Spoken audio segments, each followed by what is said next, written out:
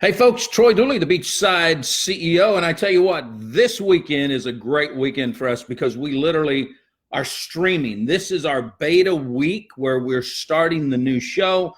We're beta testing everything out here to where we'll be on IGTV, YouTube. Hey, for Corey Augustine, we're now going to be on YouTube, so I think you're going to be happy with that one. And we're also going to be live streaming over at YouTube. So I want to thank, first and foremost, Maple Street Biscuit Company for being our #1 supporter. When I approached them for this new project to say, look, I really want to hit Main Street entrepreneurs, not just here in America. Because I live on an island where we get a lot of folks that just come in. They're just constantly traveling in and out from Europe, South America, and everywhere. We're anticipating to have quite a few different entrepreneurs that we're going to be able to interview and really kick this thing up. So I am stoked. We're running 3 different cameras. We're messing around, playing with this to see how it's going to go. But we are excited. The new website should be up by September, the way everything is working out now. So we're kind of pre-doing the shows. I do want to say this. In the near future, the shows will be streaming live off of Business News Desk on Facebook. It won't be off of my direct page. More than likely, I mean, the crew may tell me something different on that. We'll see. But Maple Street is one of our large supporters. Freddie Sheets over at Allen's Cool Inc. Now, Freddie's been doing my tattoos. Andrew's done some of my tattoos. You guys have seen my work. I'm getting some new work done this week that we've had scheduled. So I'm excited about that. But he is one of the top-notch tattoo artists in the nation here in Destin, Florida. You can go in there, set an appointment. Here's the other cool thing about Allen's Cool Inc. If you've got a tattoo that just doesn't fit anymore, if you've got other things that you might need to have removed, if you have piercings that you want, this is the crew to go to. They have a wonderful laser removal. I've seen it in progress. I've seen it in work. You can get your work done there at Allen's Cool Inc. So if you're in town, call up Freddie. Tell him I sent you over there. Probably won't get you a discount, but he may tell you some stories about me. So you can go there. Also, the DS Edge. We have got this thing going October 17th and 18th in Dallas, Texas. If you're in Dallas and you're thinking about launching a company, you're a company owner or an executive there, you want a little bit of guidance in what's going on, I challenge you to show up at the DS Edge event. We're going to be talking about everything that's current, everything that's happening, everything that's going on. It's going to be a great place for you to get that inside information. Plus, every one of us take time to meet with people at the DS Edge one-on-one. And I don't know what everyone charges. I have no idea what Kevin Grimes, Kevin Thompson, what these guys charge who are attorneys, Jay Leisner. I have no clue. We got so many great people that are going to be there. But when someone calls and says, Troy, we would like to talk to you about our business, I know what I charge. And if it's just a phone call, it's going to last an hour. Then what we look at is about $370 an hour. That's what I charge. If I have to fly to a location, if we're going to be gone 2 or 3 days, it's several $1,000s to cover that. And here for, like $250, you get one-on-one attention. You can sit down with us. You can talk to all of us.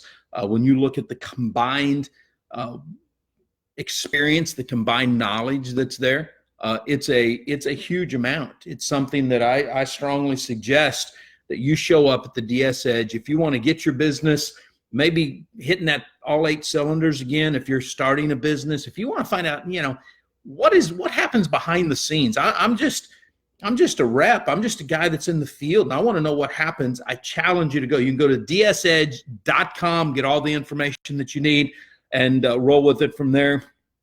Also, Larry and Taylor Thompson, the first Gig Economy Summit's coming up in September. They've been a huge supporter of mine. I just love these two.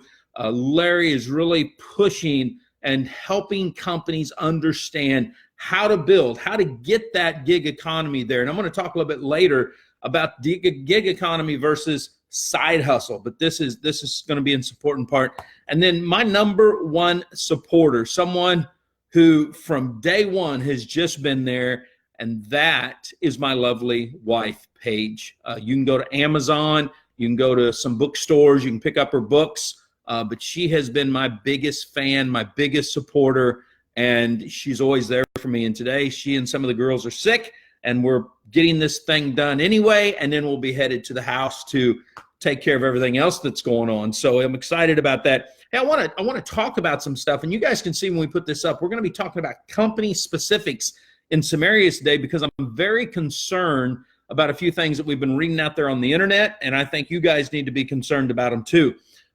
Looking at the crypto economy, looking at what's going on.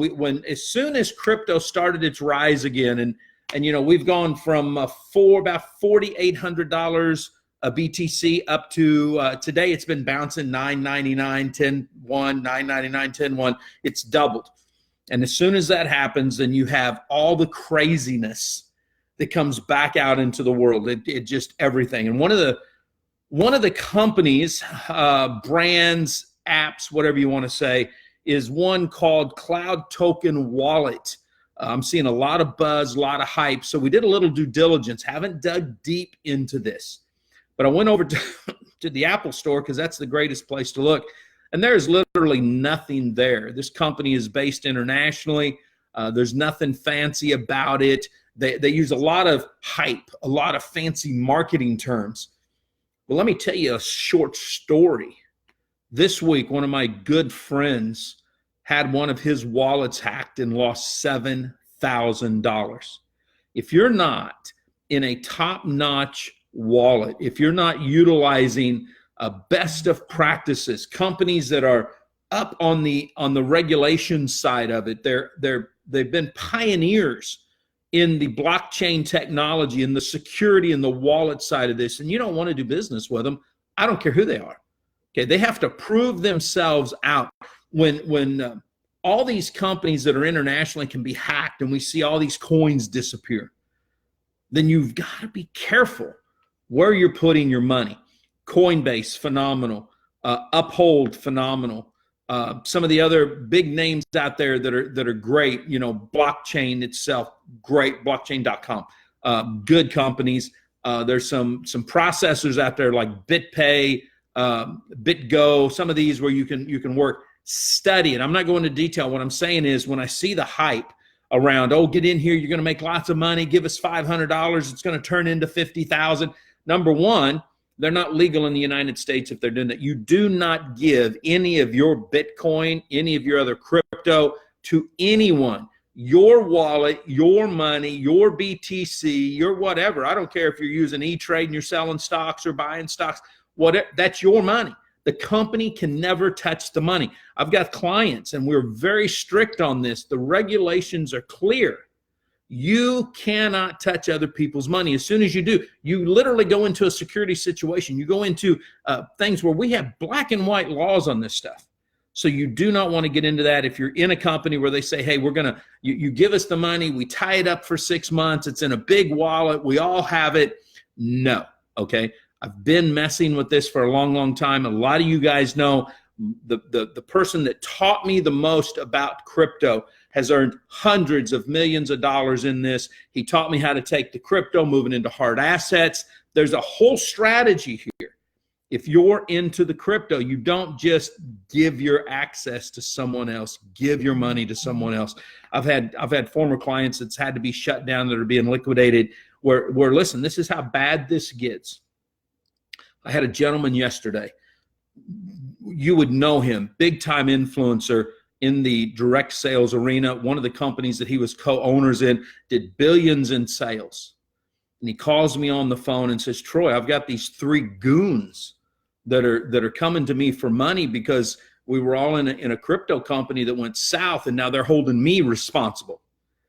You don't want this, okay? You don't want to get involved in a company that if it looks too good to be true, if it's a lottery deal, if it looks like a roulette table, get away from it. Okay, you don't want to play in this. This isn't a gamble. Another company that's come up this week, and we're doing a lot of due diligence on this company. I followed this company for a while, and it's Carrot Bars.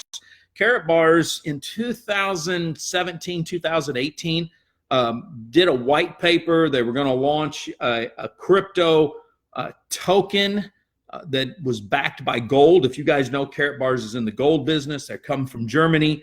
They finally started to really solidify their U.S. presence. They got an address, potentially an office. I just haven't been there, so I don't want to say for sure. They got an office in New York. They finally established a location for their crypto coin bank that's in Miami. And then all of a sudden the news started hitting that their CTO, the third-party firm that they'd actually hired to create their ICO, to create the wallet, the infrastructure, had absconded with $12 million worth of their coins. Now, the concern that I have here is not that Carrot Bars is some illicit company or anything like that. Truly, I do not believe that. I believe they're legal in Germany. They're legal in Europe. I'm still not quite sure all the legalities in the United States, but I don't think they're doing business in the United States trying to scam people. I want to be clear here. I just, when I look through all of the financial regulatory licensing side in the state of Florida, whether that's a bank that's an FDIC bank, whether it's an international, and there's a variety, there's like 5 or 6 different things they could fall under. There's nothing there for Carrot Coin Bank at all. There are 2 incorporation filings. One, they actually changed their name, where the president of Carrot Bars has filed with the Secretary of State in the state of Florida. So obviously, if nothing else, they're in the process of getting this done. But the hype that I see is that, oh my gosh, this bank launched and they're a fully licensed bank. And I see no federal charter that has been issued. I see no state charter that's been issued. So I don't know what the terms licensed bank, fully licensed bank means. And then when I find that one person, this is from Carrot Bars themselves, one individual person had access to the wallet, that there were no safeguards in place, that there were no catch gaps here, and they were able to purportedly take $18 million that belonged to you guys. That raises concerns because of the I don't know what really happened. Is it he said, she said? What are the facts? We want to see the specific facts, because there are times when stories start to spin because the initial project that people thought they were going to be able to accomplish, they can't accomplish. It fails. So instead of saying we failed, all of a sudden, oh my gosh, man, we were right there. We were about ready to go. And all of a sudden, somebody just stole the money. And so I don't know. I mean, I'm seeing stuff written all over the place. I'd like to see the facts. We're trying to get into the European court system. It's a little different than what the U.S. court system is. So we're working with some of our strategic partners there to see, have there been court cases filed? Was there police reports done? Any of that type of stuff. We really want to be on top of that for you guys. So we're going to follow this story a little bit further. I'll let you know exactly what's going on, where it's at. Also, there was another story, and I reported on this earlier. I think it was last week. I wasn't going to report on this today, but I just thought of it again. I think this is very important. If I can literally find what I'm looking for. This had to do with crypto too. This was a company. They're still in business internationally. They're not really doing business here in the States right now, if I'm not mistaken. This is live. We get to do this because it's a beta. So I get so many messages that sometimes trying to literally find what it is I'm looking for. Here it is right here. We reported a few weeks ago that, I'm trying to think where we pulled the report. Here's the report right here. This is where we pulled it. Came from the Philippines. No, came from Thailand is where it came from. And it was a report that we did based on some stuff that we were seeing running it was all over the place. And we thought, okay, we better check on this. Johns Barksdale had been arrested for running a Ponzi scheme. It was awful. It was bad. Here's the deal. There was some not mistaken identity, just mistaken facts. The police worked very hard, very fast to get on top of this, to protect their citizens in their country. And then when the full truth came out, John and his crew had done nothing that broke the law. They were able to show where the miscommunication was, where this individual thought that he had been screwed when really everything was there. John is a longtime entrepreneur, longtime international entrepreneur, been in the business. Not always have I agreed with him, but if we report a story and then the facts come out that is somewhat different than the story that was reported originally, we want that information out there, and that's what we're doing right now, because whether it's John, whether it's me, doesn't matter who it is, all the facts need to come out in a situation. You don't just leave half-truths out there. Otherwise, you might as well just be running around doing a fake news report, and I hate that with a passion. Hey, what is the gig economy? What is a side hustle? These are questions that we get all the time with Larry Thompson, John Fleming, and these guys really pushing the gig economy. When you look at some of the big-time company owners that are out there, everyone's talking about the gig economy. You've got to sit there and question and say, hey, am I in the gig economy?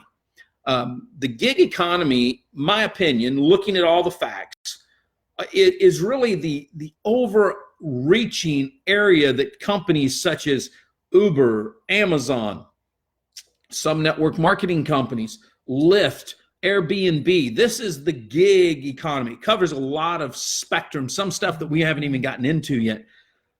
But the difference between the gig economy and the side hustle is you.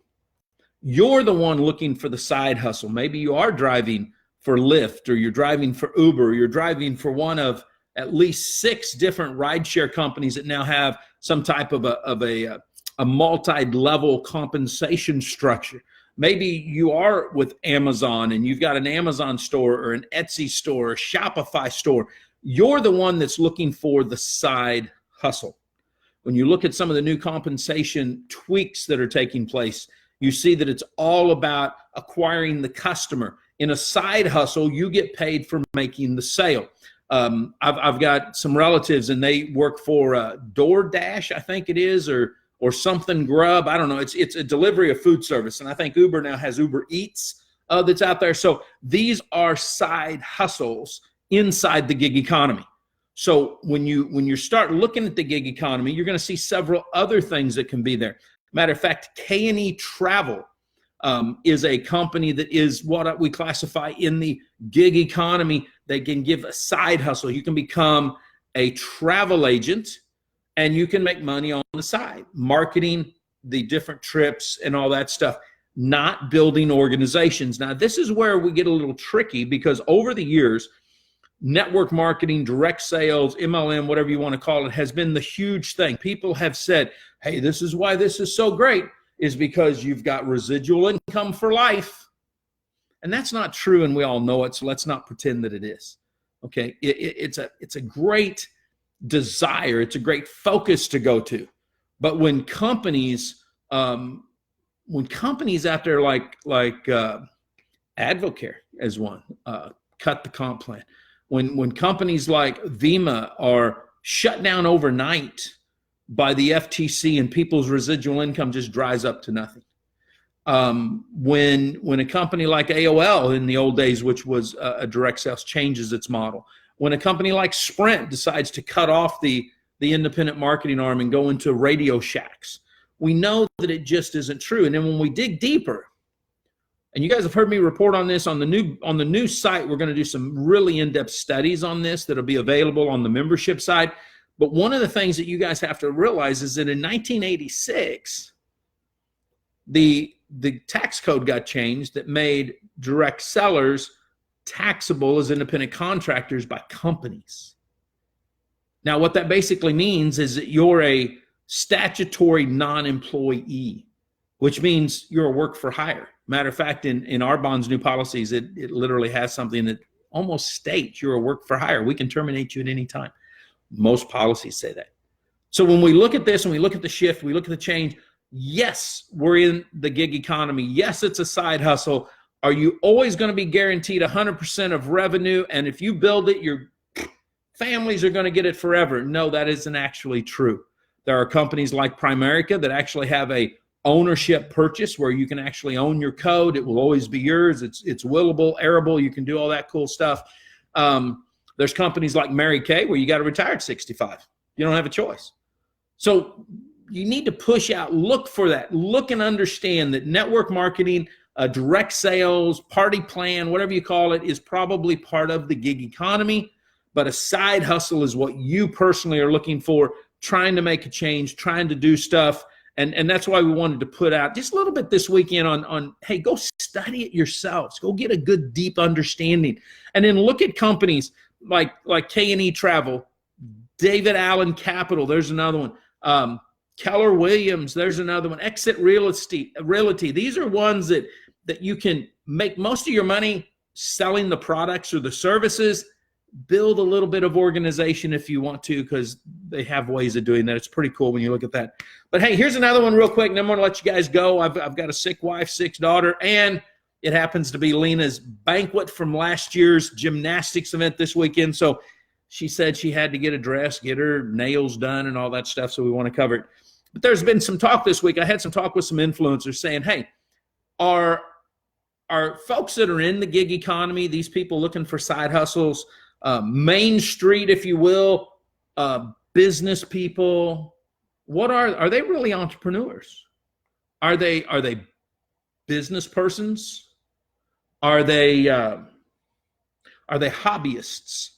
Are they independent professionals? What are they? And as I did some study, and I challenge you to do this study too. Sometimes we take common words and we think we know the definition of those common words, and then we don't.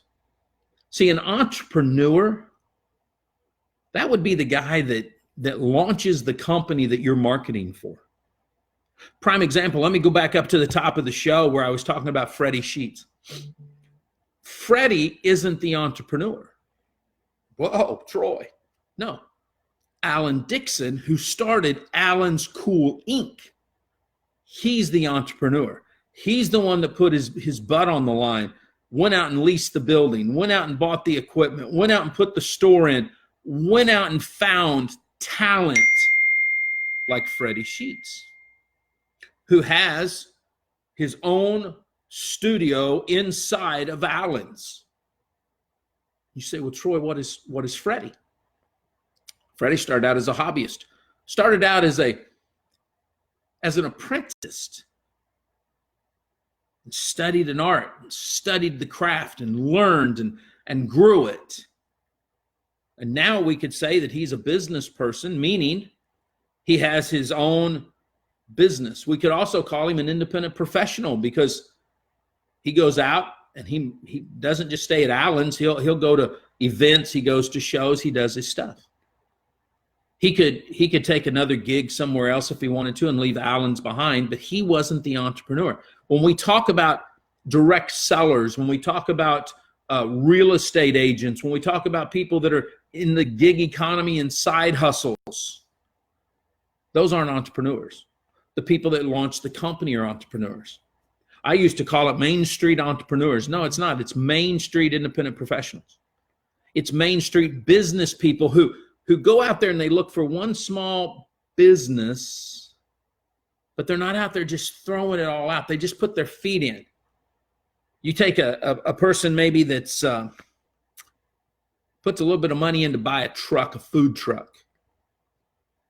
Do we call them an entrepreneur when they buy one truck, or are they just in the, they're an independent professional, they're a business person trying to make it. Now, if they get 2 or 3 trucks and they've bought them and now they're hiring a bunch of employees or they're hiring a bunch of independent contractors, I think we could call them employees, or not employees, but entrepreneurs. When I looked at this, here's some things. I'm going to pull this up. I think I can pull this up and still chat with y'all. Let's see if we can pull this. Probably it's in another browser. Let's look. Let's look here at some of the, I'm going to name off these. These are what we classify independent professionals, not entrepreneurs. These are people that are maybe they started out as a hobbyist. Matter of fact, here's a great one. People laugh at me when I talk about this. But you take Granny, who makes just some awesome pies, And she loves making those pies. Man, when it's a family reunion, it's a holiday, everybody wants to go to Granny's because she's making those pies. And somebody says, Granny, you ought to open up a pie shop, a bakery, and you ought to sell those. And all of a sudden, she's there from sun up to sundown selling pies, except the joy's gone from it. The happiness she got from it is gone.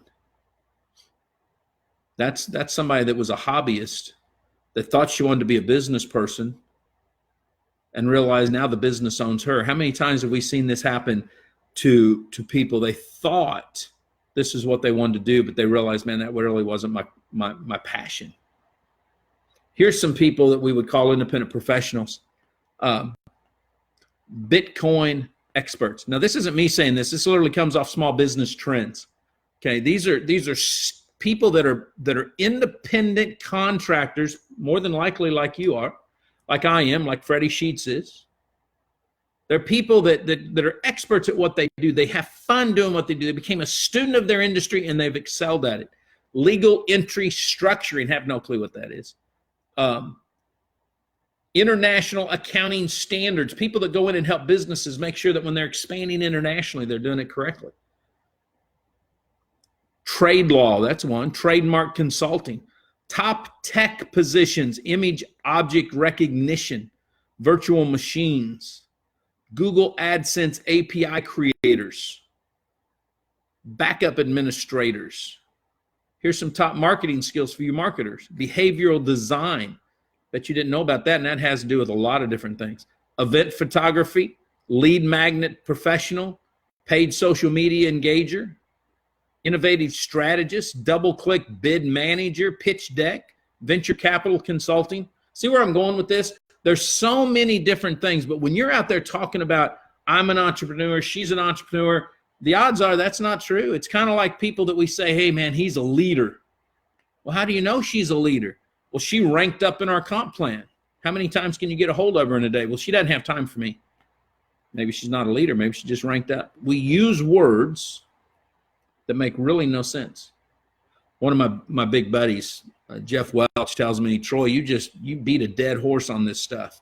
And I probably do to a certain degree, except that what I want is people to be educated and intelligent and understand inside of themselves that when they sit there and they look and they say, man, I just didn't make it as an entrepreneur, that's really a false belief you've created in yourself because you weren't an entrepreneur in the first place.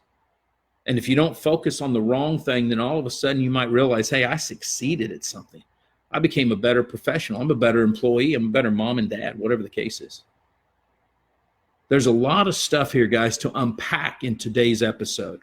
And we're going to cover more and more as the weeks go forward. Hey, in closing, let me say this. The new show will be airing it 3 days a week. It'll be aired from Maple Street Biscuit Company. We'll be doing the video as well as the podcast. We'll strip down the video, use the audio. We're going to be doing a great podcast. That way, you guys don't have to look at my ugly mug.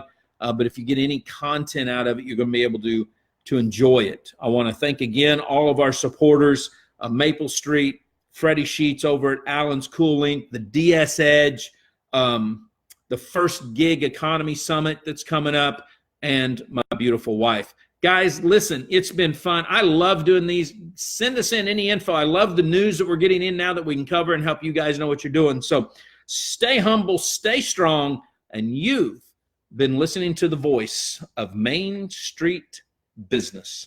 We'll see you next week.